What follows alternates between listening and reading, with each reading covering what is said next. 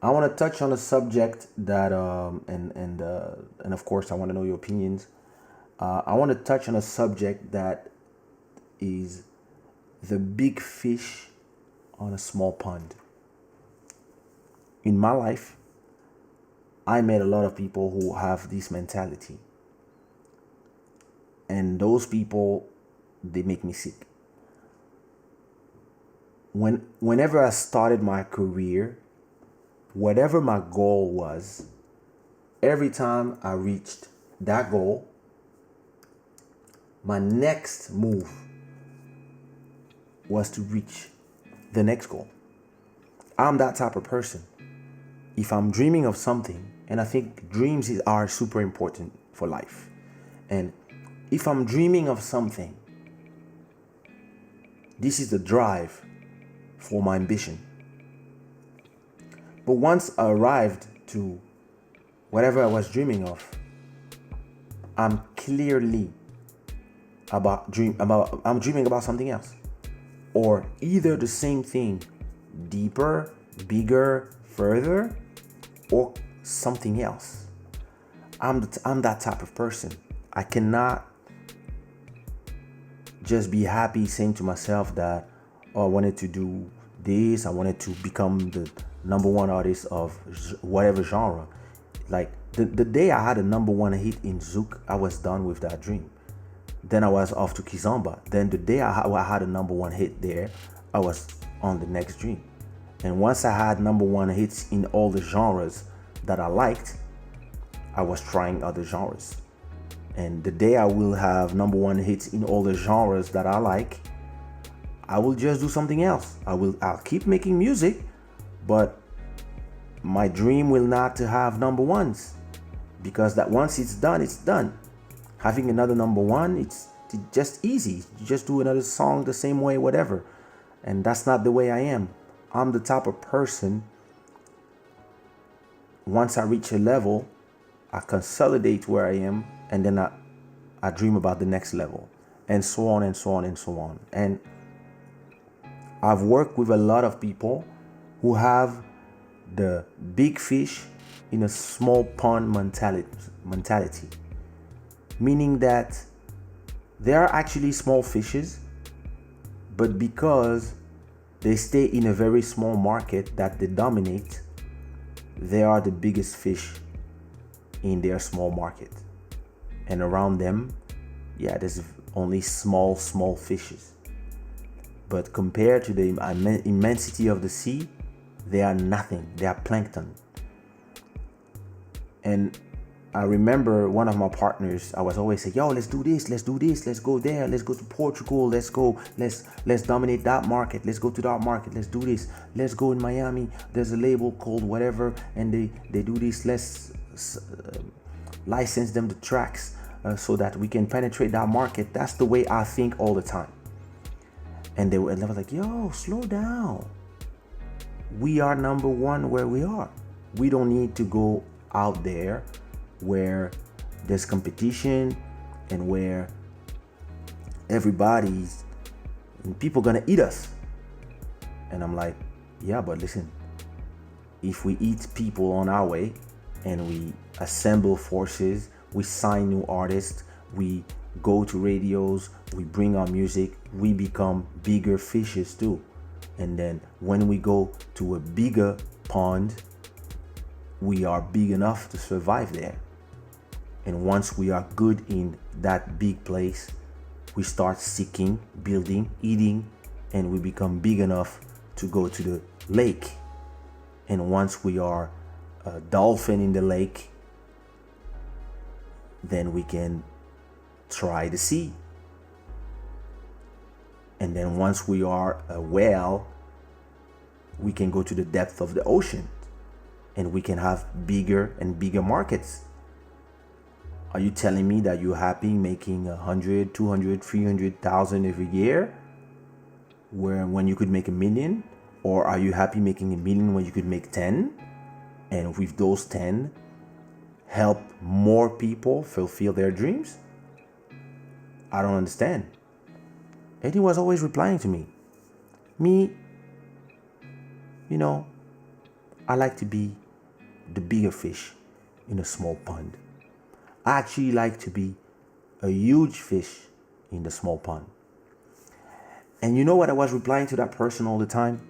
I was telling him all the time, you know, one day the water in your pond will dry. And whatever the size you have as a fish, you and your business will die in that pond because you never created bridges, created little rivers to other ponds.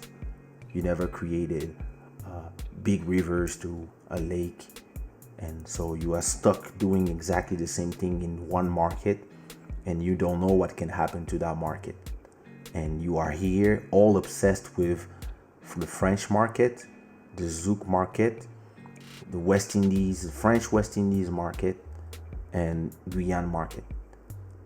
And you are not looking at Portugal, you are not looking at Switzerland, you are looking at Mozambique, Angola, Congo, Cape Verde. And I was looking at them and I was not understanding why. Now, you know, here we control the radios. We have the people that will play our music in the radios. We control the clubs. Every summer we can go on tour in the same places because we already have control of the hotels and all the people who are organizing all these big shows for the governments are my cousins and this and that. And I was like, yeah, but you are creating a comfort zone that, yeah, it's amazing. And so when we sign an artist, they can use that circuit. But what if there's something happens and this circuit is fucked? What do we do? Don't be a pessimist, whatever. Things will not change. Okay.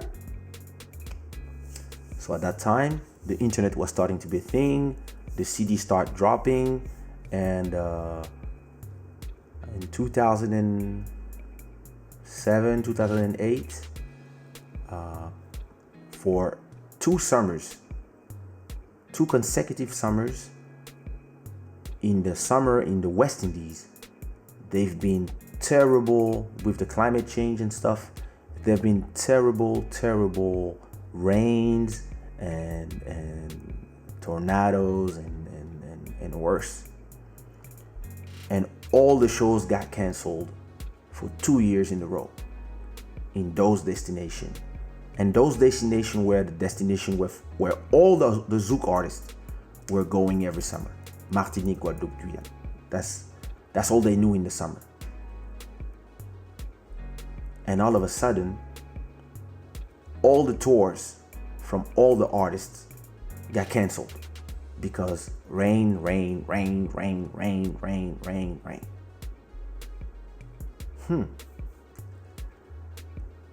And then everybody come crying to me as always. What we gonna do? There's no show, there's no money. And I was like, oh, I just came back from Angola with 15K, 30K here. I was in Cape Verde. I did 5 shows. I was in Angola. I did 6 shows. I got paid 5,000 per shows. I went to Portugal. I got paid 2,000 per shows. I did 10 shows. That's what I did this summer. What about you? I was at home with no food in my fridge. I was like, but how come? What about your shows in the West Indies? Oh, everything got canceled. Well, and that's exactly what I told these people at that time. Guys, if you guys only work in one place, never diversify, and never try to create other venues for your music and for your artistry and for your performances, and try to go to publics that don't know you. Because, you know, when you're a young artist, you have this hunger, you have this drive, and you don't mind performing for nobody. You don't mind going to perform in clubs where there's 10 people watching you or 100 people. But once you become famous and you used to having clubs that are full with 500 people or festivals with 5,000 people and being invited in a certain type of area, then you start believing that going in a place to perform for 100 people is beneath you because you are too great of an artist. And then when somebody tells you, listen, let's go to Cape Verde, let's go to São Tomé, let's go to Guinea-Bissau, let's go to Angola, let's go to Switzerland, let's go to Bahrain, let's go to China. There's not going to be a lot of people, but we are building. Just like what we are doing here on this channel. Usually it's 20 to 40 people watching at the same time today. And I could go on IG and have 500 people at the same time. But I'm building something. But those people, they're scared of that. They will actually laugh at that. So that I would go to Portugal with Elisio and we would just go to the clubs unannounced and say, yo, we are famous in France, we want to sing. And the club owners will be like, you want to sing? Like just like that? Yeah, we want to sing one song each. And we just take the microphone and sing. If we were just like, and we were superstars in France. But we came here in 2003 while we were already famous in France. And we acted like new people. And we were singing club to club. And we did this. We came back 3 times in a row. In 6 months, every 2 months we would come. And we would go to the club and say like, yo, can we sing a song? And people would start liking.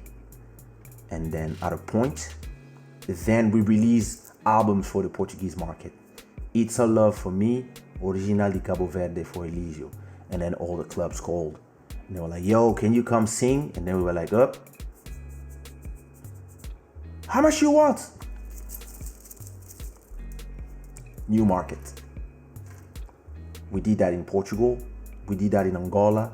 We did that in Cape Verde. We did that everywhere that our sound was not there yet. And if tomorrow I have to go to China and accept to perform for 500 euros because it will open to me a new market, I'll go there. Especially now that I don't need to perform. I'll go there because there's the excitement of being new to people. And yeah, when you are used to people yelling, some people, they don't want to feel the feeling of people who don't know them. And you arrive and people are like, the whole time you're singing, nobody's yelling and everybody's just trying to understand what you're doing. But in the end of the show, in the end of the song, everybody's.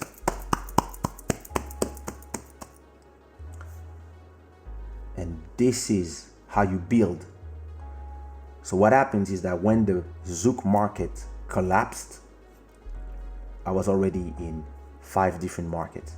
So I didn't feel nothing. But everybody who was protecting their position in the Zouk market, they just died with their position. And they didn't see Kizomba arrive. They didn't see Compa come back. They didn't see reggaeton arrive. And they were just like in their little zone. And